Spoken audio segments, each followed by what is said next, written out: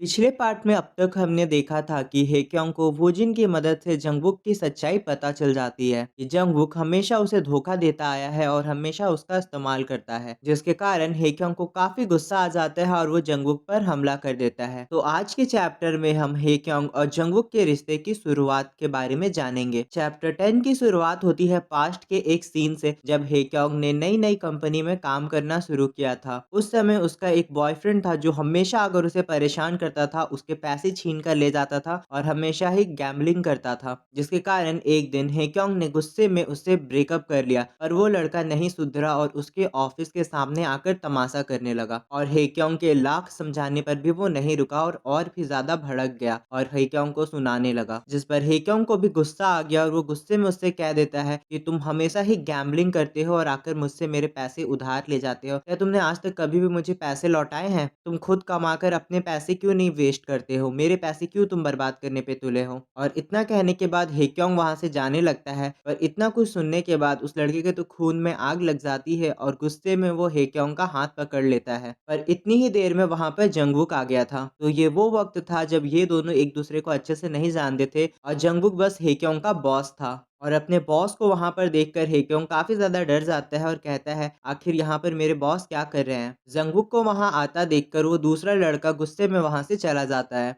और फिर जंगवुक हेक्योंग की खैरियत पूछता है और उसे अंदर ले जाता है। और ये पहली दफा था जब हेक्योंग को जंगवुक पसंद आने लगा था। और जिसके बाद वो दोनों एक बार डिनर पर मिलते हैं, जहां जंगवुक ने हेक्योंग को डिनर पर बुलाया था और ये सिलसिला जारी रहा। उन दोनों को ही एक साथ मिलना और एक साथ समय बिताना अच्छा लगता था। जंगवुक हेक्योंग की काफी चिंता करता था और उसकी छोटी सी छोटी बातों का ध्यान रखता था, जिसके कारण हेक्योंग को जंगवुक और भी पसंद आने लगा। और एक दिन जब वो दोनों डिनर कर रहे थे तो अचानक से हेक्योंग को लगा कि अब जंगवुक उसे प्रपोज करेगा, पर ऐसा नहीं होता है और हेक्योंग का मोय मोय हो जाता है। पर उसके बाद से ही उनका रिश्ता और भी ज्यादा गहरा होने लगा। वो लोग ऑफिस में मिलने लगे, बात करने लगे, साथ में काफी ज्यादा समय बिताने लगे। जब भी हेक्योंग को मदद की जरूरत होती तब जंगवुक वहां पर आ जाता और हमेशा ही ये छोटी छोटी बातें हेक्योंग को काफी ज्यादा पसंद आने लगी थी। और एक दिन फाइनली डिनर करते वक्त जंगवुक हेक्योंग को प्रपोज कर देता है और हेक्योंग काफी ज्यादा खुश हो जाता है और काफी ब्लश करने लगता है, क्योंकि आखिरकार उसका क्रश उसे सामने से प्रपोज कर रहा था। तो इसी तरह वो दोनों रिलेशनशिप में आ जाते हैं और उनके रिश्ते की शुरुआत होती है। और चैप्टर के एंड में हम हेक्योंग को देखते हैं जो इन सभी बातों को सोच रहा होता है और कहता है ये वो जंगवुक है जो हमेशा मेरी चिंता करता था, पर अचानक से वो पूरी तरह से बदल चुका है। उसने चीट किया और अब वो शर्मिंदा भी नहीं है और अपने नए रिश्ते की शुरुआत कर रहा है। अगले सीन में हम वूजिन और हेक्योंग को घर लौटते हुए देखते हैं, जहां वूजिन कहता है, लगता है अब हमारी मुलाकात जंगवुक से सीधे पुलिस स्टेशन पे होगी जब वो तुम पर केस करेगा। फिर वूजिन हंसते हुए कहता है, अगर तुम्हें गवाह की जरूरत पड़ेगी तो मैं तुम्हारी तरफ से गवाही देने के लिए तैयार हूँ। मैं वहाँ पे कह दूंगा कि तुमने बिल्कुल उसे जानबूझकर मारने की कोशिश की थी और अपना हेलमेट उसके चेहरे पर मार दिया।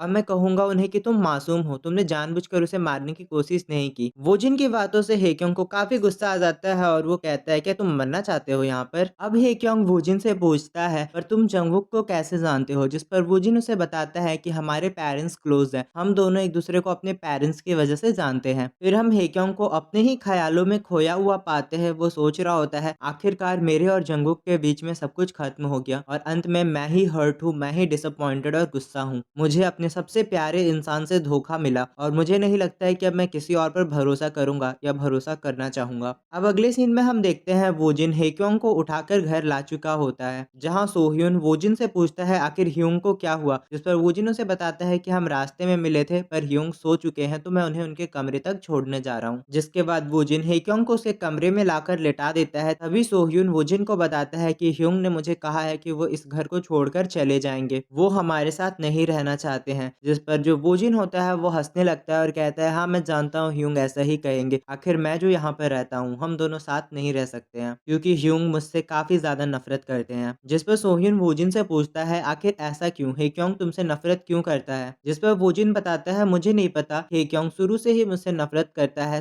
इससे पहले पास्ट में मैंने कई बार उससे कन्फेस किया, उसका दोस्त बनना चाहा, पर वो हमेशा मुझे रिजेक्ट कर देता था। और जब मुझे फाइनली लगा कि मैं उसका दोस्त बन चुका हूँ, उसके क्लोज जा रहा हूँ, अचानक से वो मुझसे पीछा छुड़ाकर गायब हो गया। फिर हमें वोजिन और हेक्योंग का पास्ट दिखाया जाता है जहाँ हेक्योंग काफी गुस्से में वोजिन को छोड़कर जा रहा था और वोजिन हमें बताता है कि उस दिन उससे एक बड़ी गलती हो गई थी जिसके कारण हेक्योंग उसे छोड़कर चला गया और उससे अनजानों जैसा व्यवहार करने लगा और हमेशा उसे इग्नोर किया। आखिर वो गलती क्या थी वो हमें आगे पता चलेगी। फिर वोजिन कहता है मैं उस दिन के बाद से हेक्योंग से मिलना चाहता था पर जब मैं उससे मिला तो मैंने पाया कि वो ऑलरेडी ही अपने लाइफ में काफी सफर कर रहा है। हेक्योंग ने मुझे रिजेक्ट किया था इसलिए मैं चाहता था कि हेक्योंग की लाइफ में भी काफी ज्यादा दुख हो पर बाद में जाकर मुझे हेक्योंग के लिए बुरा लगने लगा। मैं काफी ज्यादा स्टूपिड हूं ना क्योंकि मुझे ह्यूंग के लिए बुरा लगता है पर मुझे यकीन नहीं था कि हम लोग फिर से मिलेंगे। पर एक दिन अचानक से हम दोनों एक ही घर में मिल गए इस घर में और मुझे हेक्योंग के लिए और भी बुरा लगने लगा। और तभी हम देखते हैं वोजिन हेक्योंग के नाक और मुंह को दबाकर उसके सांस को रोकने की कोशिश कर रहा होता है, उसका दम घोटने की कोशिश कर रहा होता है। जिस पर सोह्यून कहता है ब्रो देखकर तो लगता नहीं कि तुम्हें उसके लिए बुरा लग रहा है, तुम तो उसकी सांस रोककर उसे जान से मारने की कोशिश कर रहे हो। अब अगले सीन में हम हेक्योंग को ऑफिस जाते हुए देखते हैं जहां वो सोच रहा होता है आखिरकार मुझे उसी घर पे रहना पड़ेगा। मैंने अपने घर को चेंज करने की कोशिश की पर अब मेरे साथ स्कैम हो चुका है, मेरे पास पैसे नहीं बचे हैं, मैं लुट गया, मैं बर्बाद हो गया, अब मुझे उसी घर पर रहना होगा। फिर वो कहता है पर वो तो अच्छा हुआ मुझसे सोह्यून ने वादा किया कि वो घर के सारे काम करेगा और घर को साफ रखेगा वरना मैं वहां रुकता ही नहीं। और फिर हेक्योंग को वूजिन के ऊपर ही शक होने लगता है और वो सोचता है क्या वूजिन जानबूझकर उस रात को मेरा पीछा कर रहा था, क्या वो जानता था कि मैं जंगबुक से मिलूंगा,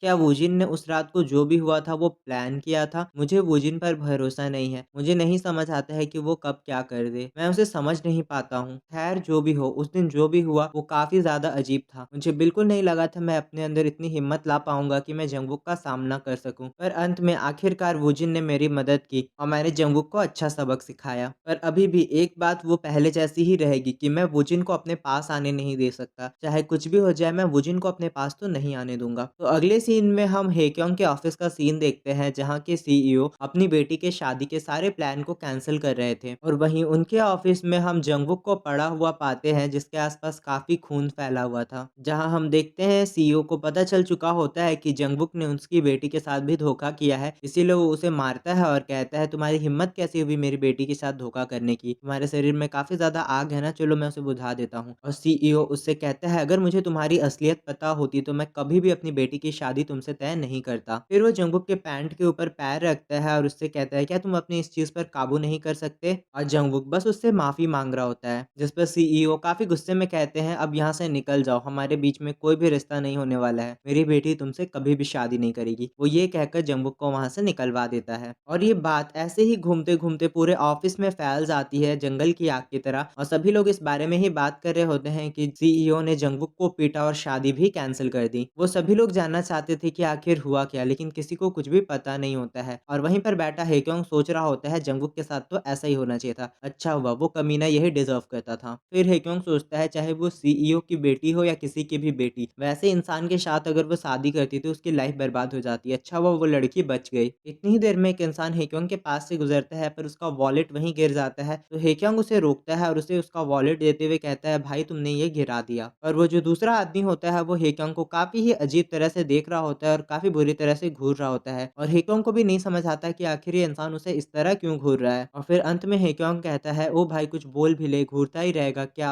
अगले सीन में वो लड़का अपना वॉलेट लेता है, उसे सूंघता है और वहां से चला जाता है। हेक्योंग तो बस ये सब देखता रह जाता है और सोचता है आखिर ये क्या था, बड़े ही विचित्र प्रजाति के लोग हैं। तभी उसके कलीग हेक्योंग से पूछते हैं क्या तुम उसे नहीं जानते हो, तो हेक्योंग कहता है नहीं मैं तो उससे अभी ही यहाँ पर मिला हूँ। और वो लड़का बाहर जाने के बाद हेक्योंग के बारे में ही सोच रहा होता है और हेक्योंग के नाम को याद रखता है। जिसके बाद वो लड़का बाहर ही हेक्योंग का इंतजार करने लगता है और कहता है लोगों से, और वो लोगों से पूछता है कि इस ऑफिस के लोगों की छुट्टी कब तक होती है। तो जहाँ कोई उसे बताता है कि शाम के 6 बजे उनकी छुट्टी हो जाती है तो वो कहता है अभी 12 बज रहे हैं, मुझे 6 घंटे तक उसका इंतजार करना होगा। और सभी लोग सोच रहे होते हैं ये अजीब सा लड़का आखिर इस ऑफिस के बारे में क्यों पूछ रहा है, और वो लड़का वहीं पर हेक्योंग का इंतजार कर रहा होता है। अब अगले सीन में हम हेक्योंग को देखते हैं जिसकी छुट्टी हो चुकी होती है और अब वो घर लौट रहा होता है और हम उसके पीछे उस लड़के को ही देखते हैं जो कि हेक्योंग के साथ ही चल रहा होता है और अजीब तरह से हेक्योंग को कॉपी कर रहा था। हम देखते हैं वो लड़का बस हेक्योंग के पीछे चल रहा था, जहाँ जहाँ हेक्योंग जाता वहां वहां वो लड़का उसके पीछे आता और एंड में वो उनके घर तक पहुंच जाता है। हम देखते हैं हेक्योंग ने अभी भी नोटिस नहीं किया होता है पर वो लड़का अब तक उसका पीछा कर रहा था। हम हेक्योंग को देखते हैं जिसे बिल्कुल भी अंदाजा नहीं था कि कोई उसका पीछा कर रहा है, पर इतनी ही देर में सोह्यून यहाँ पर आता है और उस लड़के पर हमला कर देता है। हम सोह्यून को देखते हैं जो कि उस लड़के को मारने लगता है और उसे पूछता है आखिर तुम हेक्योंग का पीछा क्यों कर रहे हो, और हेक्योंग उससे रुकने को कहता है। इतनी ही देर में सोह्यून को उस लड़के का चेहरा दिखाई देता है और वो काफी हैरान होकर कहता है जू ह्योंग तुम यहाँ पर क्या कर रहे हो। इतनी ही देर में हेक्योंग भी कहता है तुम तो वही लड़के हो ना जो आज ऑफिस में मुझसे मिलने आए थे। जहाँ इन तीनों को ही पता चल जाता है कि ये तीनों एक दूसरे को जानते हैं। फिर सोह्यून उस लड़के से पूछता है कि जब तुम आर्मी से आ चुके थे तो तुम यहाँ पर लौट कर क्यों नहीं आए। तो गाइस पिछले चैप्टर में सोह्यून ने बताया था ना कि एक लड़का है जो घर के सारे काम फ्री में करता है, तो ये वही लड़का है और ये आर्मी से वापस आ चुका है। जिस पर वो लड़का बताता है कि मैं आर्मी से वापस आने के बाद घूमने चला गया था और वेकेशन में ही मैंने अपना फोन खो दिया और मुझे फिर रास्ता भी याद नहीं आ रहा था घर का। फिर सोह्यून उससे पूछता है तो आखिर तुम घर तक कैसे पहुंचे। इस लड़के का नाम ह्योंगजू है और ये बताता है कि मैंने हेक्योंग का पीछा किया यहाँ तक आने के लिए क्योंकि मुझे घर का रास्ता नहीं मालूम था। जिस पर सोह्यून उससे पूछता है तो आखिर तुम्हें कैसे पता चला कि हेक्योंग हमारे घर पर रहता है। जिस पर ह्योंगजू उससे कहता है कि मैंने हेक्योंग के हाथों को स्मेल किया, जहाँ मुझे उसके स्मेल में तुम्हारी स्मेल आई और मुझे पता चल गया कि वो हमारे ही घर पे रहता है, तो मैंने उसका ही पीछा किया यहाँ तक पहुँचने के लिए। हम हेक्योंग को देखते हैं जो कि हैरान खड़ा रह जाता है और सोचता है आखिर ये आदमी है या कुत्ता कि मुझे सूंघ सूंघ कर यहाँ तक आ गया। और हमें पता चलता है कि ह्योंगजू भी उसी घर पर रहता है और वो हेक्योंग को स्मेल करते हुए उसका पीछा करते हुए यहाँ तक पहुंचा है, जहाँ हम सोह्यून को देखते हैं जो कि उसे शाबाशी देता है। और इसी के साथ ये वीडियो और ये चैप्टर खत्म हो जाता है। तो पिछले पार्ट में हमें एक नए कैरेक्टर से इंट्रोड्यूस करवाया जाता है जिसका नाम जू ह्योंग होता है और वो आर्मी में जाने से पहले इसी अपार्टमेंट में रहता था। तो ये वही लड़का था जो इनके घर के सभी काम किया करता था और अब वो फाइनली आर्मी से लौट कर आ चुका है। तो अब यहीं पे चैप्टर 12 की शुरुआत होती है,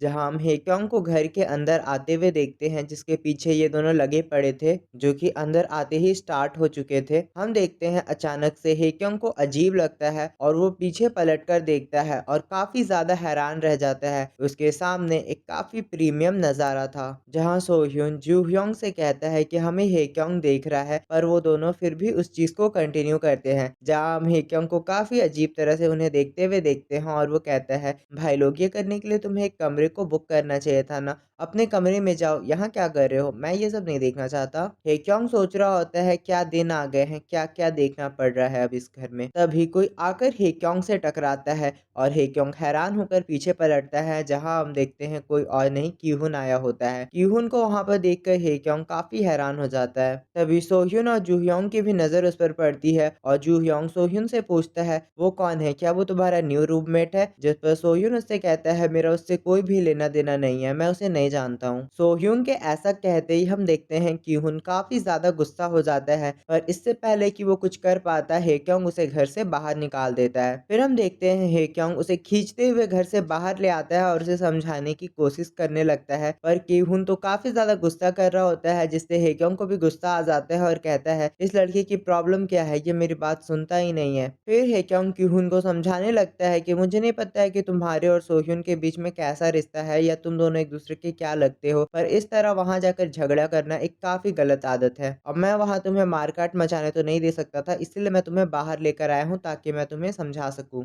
तभी कीहुन गुस्से में हेक्योंग का ही कॉलर पकड़ लेता है और उससे कहता है भाई तू अपने काम से काम क्यों नहीं रखता, तू कौन होता है मुझे अपनी फ्री की एडवाइस पकड़ाने वाला, पकड़ाने से तो पैसे पकड़ाता। और कीहुन गुस्से में कहता है कि तुम्हें आइडिया भी नहीं है कि तुमने अभी अभी क्या किया है। जिस पर हेक्योंग कीहुन को कहता है अगर तुम सोह्यून को पाना चाहते हो तो पहले तुम्हें अपनी इस घटिया पर्सनैलिटी का कुछ करना होगा, तुम इस तरह बात बात पर किसी से भी लड़ नहीं सकते हो और तुम्हारे अंदर ही जब खोट है तो तुम्हें उस पर ब्लेम नहीं डालना चाहिए। हेक्योंग कहता है ये तुम्हारी गलती है कीहुन की सोह्यून तुम्हें घास नहीं डालता है। हम कीहुन को देखते हैं जिसने काफी गुस्से में हेक्योंग को पकड़ रखा होता है मानो उसे आज पीट डालेगा। हम कीहुन को देखते हैं जिसने हेक्योंग को ऐसे पकड़ा होता है जैसे मानो आज वो उसे काफी पीटने वाला है और हेक्योंग सोच रहा होता है बस तू मार, एक बार मार के देख, फिर मैं तुझे पुलिस स्टेशन की हवा खिलाता हूँ। तभी हम देखते हैं वहां पर एक लेडी आ जाती है और उनसे कहती है बच्चों तुम क्या यहाँ पर लड़ रहे हो, तुम्हें ऐसा नहीं करना चाहिए। तभी अचानक से कीहुन पूरी तरह से बदल जाता है, उसका गुस्सा पूरी तरह से गायब हो जाता है और वो आंटी को स्माइल करते हुए कहता है नहीं मैम हम बिल्कुल भी नहीं लड़ रहे हैं। और कीहुन की इस बदलती हुई पर्सनालिटी को देख के हेक्योंग सोच रहा होता है यार ये लड़का है कि गिरगिट एक पल में बदल जाता है। हेक्योंग सोचता है गिरगिट भी अपना रंग बदलने में 2 पल लगाता है, पर इसने तो तुरंत ही अपना पूरा चेहरा बर्ताव सब कुछ बदल लिया। और उस आंटी के जाने के बाद की-हून हे-क्योंग को देखकर कहता है, हे-क्योंग अब तू मेरी नज़रों में चढ़ चुका है। अब अगले सीन में हम यूनिवर्सिटी का सीन देखते हैं जहां सोह्यून किसी का इंतजार कर रहा होता है और वहां खड़ी लड़कियां सोह्यून को देखकर खुश हो रही होती हैं। तभी वहां पे जूह्योंग आ जाता है और वो दोनों वहां से जाने लगते हैं। उन लड़कियों की भीड़ देखने के बाद जूह्योंग कहता है कि तुम काफ़ी ज़्यादा पॉपुलर हो, तुम्हारी वजह से हम पर काफ़ी अटेंशन आ रहा है। जिस पर सोह्यून कहता है ऐसी बात नहीं है, तुम काफ़ी ज़्यादा हैंडसम हो ना, इसके कारण वो लड़कियां यहाँ पर आई हैं। जिस पर जूह्योंग कहता है क्या सच में मैं हैंडसम हूँ? फिर सोह्यून कहता है तो क्या मैं अगली लोगों को अपने साथ लेकर घूमता हूँ? फिर जूह्योंग कहता है काफ़ी दिनों से मुझ में एक बात खटक रही है जो मैं तुमसे पूछना चाहता हूँ, क्या मैं तुमसे पूछ सकता हूँ? तो जूह्योंग काफ़ी बोल्डली उससे कहता है कि कितने दिन हो गए हमारे साथ में सोए हुए, मैं जब से लौट कर आया हूँ हमने एक बार भी साथ में सोया नहीं है। जिस पर सोह्यून ब्लश करते हुए कहता है कि तुम जब से लौट कर आए हो तुम काफी ज्यादा बोल्ड नहीं हो गए हो, तुम पूरी तरह से बदल चुके हो, पहले तुम इन बातों से शर्माते थे। फिर सोह्यून उससे कहता है पर अब हम दोनों साथ में नहीं सो सकते हैं क्योंकि अब मेरे पास एक बॉयफ्रेंड है और मैं काफ़ी ज़्यादा लॉयल हूँ उसके लिए। और तभी जूह्योंग को पता चल जाता है कि वो कल रात वाला बंदा यानी की-हून ही इसका बॉयफ्रेंड है। और फाइनली हमें भी पता चल जाता है कि की-हून सोह्यून को पसंद नहीं करता है बल्कि वो दोनों ही बॉयफ्रेंड है और रिलेशनशिप में है। पर किसी वजह से सोह्यून की-हून से नाराज है। यूनिवर्सिटी बिल्डिंग के नीचे वो दोनों गुजर रहे होते हैं और हम देखते हैं की-हून ऊपर से उन पर नजर रख रहा था। जिसके बाद फिर वो अपने सभी दोस्तों के साथ ड्रिंक करने के लिए चला जाता है जहाँ वो सभी अपनी ही बातों में खोए होते हैं।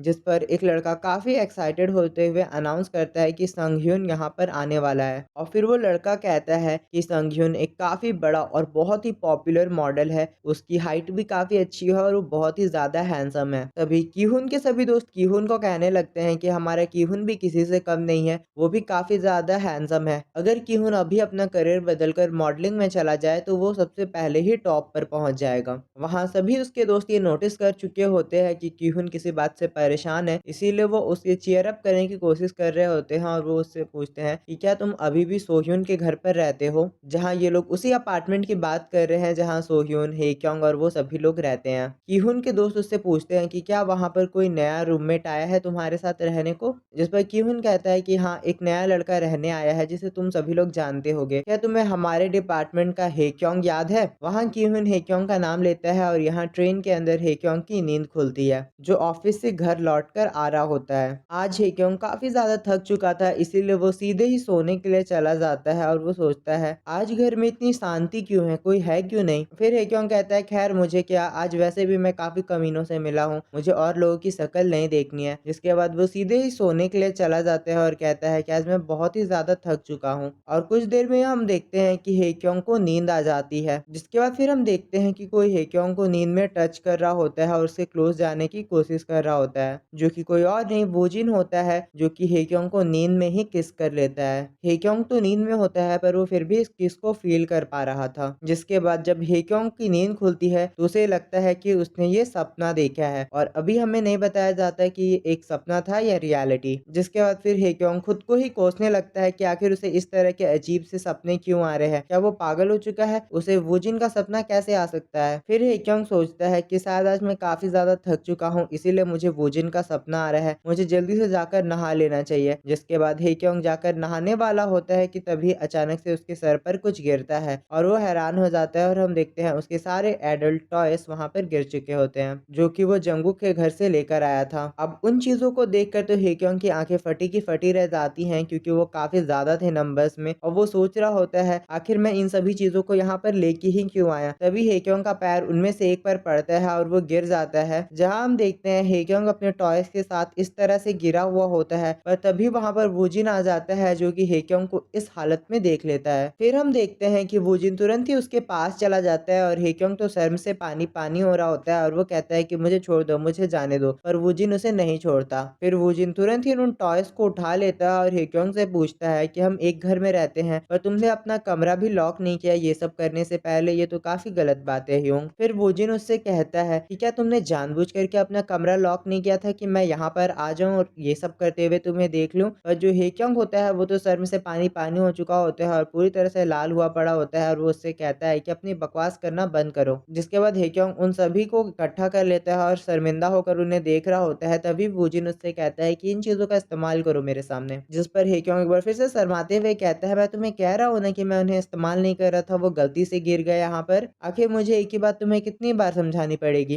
जिस पर वूजिन उससे कहता है, मुझे भी आपको एक बात कितनी बार समझानी पड़ेगी ह्यूंग, मैंने कहा उसका इस्तेमाल करो, मैं उसके बारे में पूछ नहीं रहा था, मैं देखना चाहता हूँ कि आप उसका इस्तेमाल कैसे करते हो। जिस पर हेक्योंग गुस्से में चिल्लाने लगता है और कहता है, मैं भी किस पागल आदमी से बात कर रहा हूँ, तुमको कोई बात समझता है कि नहीं? वोजिन उससे कह रहा होता है कि तुम पहले तो कह रहे थे इसका इस्तेमाल, अब क्यों नहीं कर रहे हो? और जो हेक्योंग होता है वो अभी भी काफी ज्यादा शर्माया हुआ होता है और वो कहता है ये मुझे काफी ज्यादा एम्बैरेस कर रहा है। अब हेक्योंग काफी गुस्सा हो जाता है और सोचता है कि काश मैं इस वोजिन से पीछा छुड़ा पाता। जिसके बाद वोजिन खुद भी उन चीजों के साथ खेलने लगता है और कहता है, क्या आपको ये चीजें पसंद है ह्यूंग? यहाँ पर जो हेक्योंग होता है वोजिन को उन चीजों के साथ खेलता हुआ देखकर अब तो पूरी तरह से लाल टमाटर के साथ साथ किलो में बिकने वाला टमाटर बन चुका होता है और वो कहता है, वोजिन उन चीजों को छूना बंद करो। और तुरंत ही हेक्योंग उन चीजों को उसके हाथों से छीनकर कहता है, क्या तुम अब पागल हो चुके हो? जिस पर हेक्योंग गुस्से में उसके हाथों से सब कुछ छीन लेता है और कहता है कि तुम पागल हो चुके हो, इनके साथ क्यों खेल रहे हो? जिस पर वोजिन कहता है कि देखो ना तुम कितने लाल हो चुके हो। जिसके बाद वोजिन हेक्योंग से कहता है, वैसे ह्यूंग आपको इन चीजों का इस्तेमाल करने की कोई जरूरत नहीं है क्योंकि मैं आपकी मदद कर सकता हूँ। और वोजिन तुरंत ही उसके क्लोज जाने लगता है और वो कहता है, क्या मैं आपकी मदद करूँ जो आप करना चाहते थे? उसके लिए आपको कोई टॉय इस्तेमाल नहीं करना पड़ेगा, मैं यहाँ पर हूँ ना। जो हेक्योंग होता है अब तो बुरी तरह से ब्लश कर रहा होता है और वो चिल्लाकर कहता है, क्या तुम ये सब क्या बकवास कर रहे हो यहाँ पर? और इससे पहले कि हेक्योंग वोजिन को खुद से दूर कर पाता, वोजिन और भी क्लोज आ जाता है और कहता है, हेक्योंग मुझे तुम्हारी मदद करने दो। वोजिन तुरंत ही हेक्योंग के कपड़े फाड़ देता है और हेक्योंग कहता है, वोजिन ये सब क्या कर रहे हो? और हेक्योंग हैरान रह जाता है। फिर वोजिन हेक्योंग के क्लोज जाकर उसे किस करने लगता है उसके गले पर और यहाँ पर हेक्योंग उसे छुड़ाने की कोशिश कर रहा होता है और कहता है, कांग वुजिन मुझे छोड़ दो वरना मैं तुम्हें मार डालूंगा। पर वुजिन कहाँ रुकने वाला था, वो उसे और भी ज्यादा किस कर रहा होता है। पर हेक्योंग वो तो बहुत ही ज्यादा सेंसिटिव हो चुका था। अब हम हेक्योंग को देखते हैं जिसे काफी ज्यादा अनकंफर्टेबल फील हो रहा होता है और वो खुद को कंट्रोल नहीं कर पा रहा होता है और वो वुजिन से रुकने को कहता है। जिस पर वुजिन उसे बाइट करते हुए कहता है कि मैं अब नहीं रुक सकता हूँ।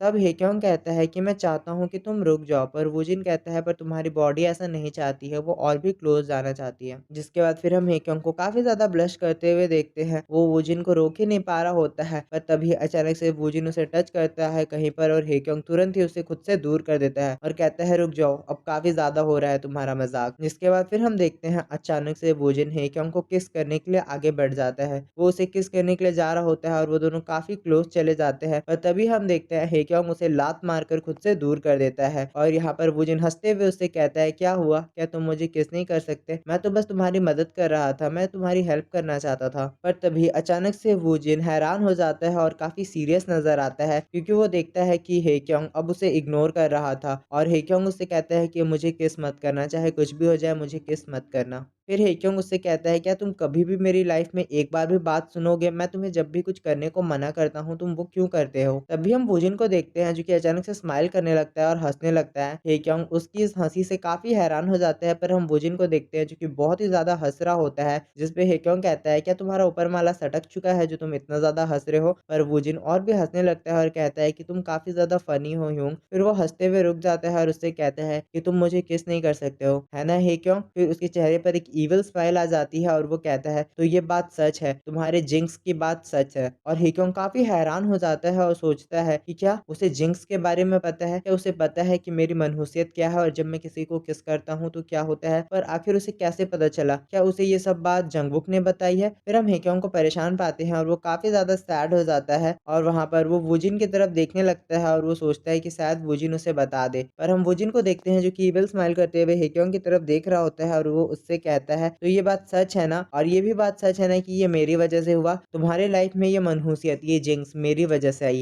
है ना? और ये कहते हुए ये चैप्टर खत्म हो जाता है। तो अब हम आने वाले चैप्टर में जानेंगे कि आखिर वुजिन की इस बात का क्या मतलब था कि हेक्योंग की लाइफ में जिंक्स और मनहूसियत वुजिन के कारण आई है। गाइस, अगर आप वीडियो में इतनी दूरी पर आ चुके हो और आपको आज की ये वीडियो पसंद आती है तो प्लीज़ आप इसे एक लाइक कर देना और चैनल पे नहीं हो तो इसे सब्सक्राइब कर दो और कमेंट करके मुझे ज़रूर बताना कि आपको आज का ये वीडियो कैसा लगा। आपकी एक लाइक और सब्सक्राइब से हमें काफ़ी ज़्यादा मोटिवेशन मिलता है और हम वीडियो को जल्दी से जल्दी लाने की कोशिश करते हैं। इतनी देर मेरी वीडियो को देखने के लिए आप सभी का बहुत बहुत शुक्रिया। मिलते हैं अगली वीडियो के साथ। Thank you for watching. Good bye.